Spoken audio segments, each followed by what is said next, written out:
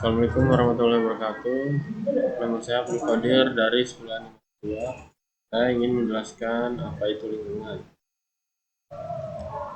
Pengertian lingkungan. Lingkungan merujuk pada kondisi atau unsur-unsur yang ada di sekitar sesuatu tempat atau organisme dan dapat mempengaruhi kehidupan dan perkembangan mereka. Lingkungan mencakup semua elemen fisik, biologis, dan sosial yang bersama-sama membentuk suatu sistem yang kompleks. Komponen utama lingkungan. Yang pertama ada biotik. Biotik merujuk kepada semua komponen hidup atau organisme yang ada dalam suatu lingkungan. Ini mencakup tanaman, hewan, jamur, bakteri, dan organisme lainnya yang hidup di suatu wilayah. Interaksi antar organisme biotik seperti predasi, simbiosis, dan kompetisi membentuk jaringan makanan dan ekosistem. Yang kedua ada biotik. Abiotik merujuk kepada semua komponen non-hidup dalam suatu lingkungan.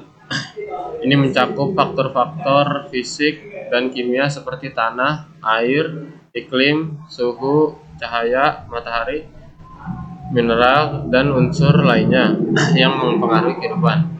Faktor-faktor abiotik memainkan peran penting dalam menentukan distribusi dan kelangsungan hidup organisme di suatu wilayah.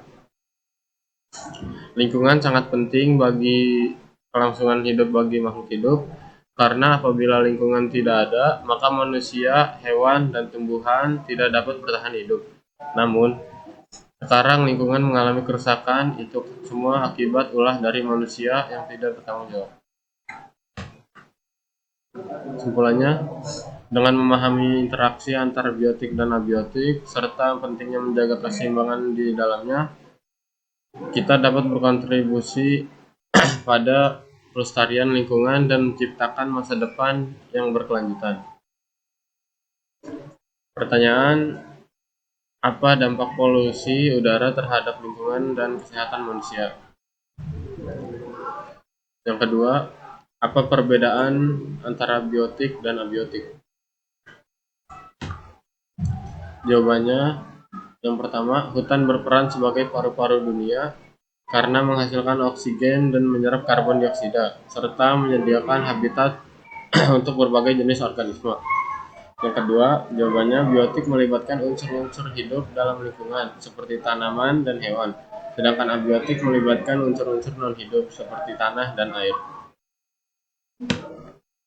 Sekian dari saya. Wassalamualaikum warahmatullahi wabarakatuh.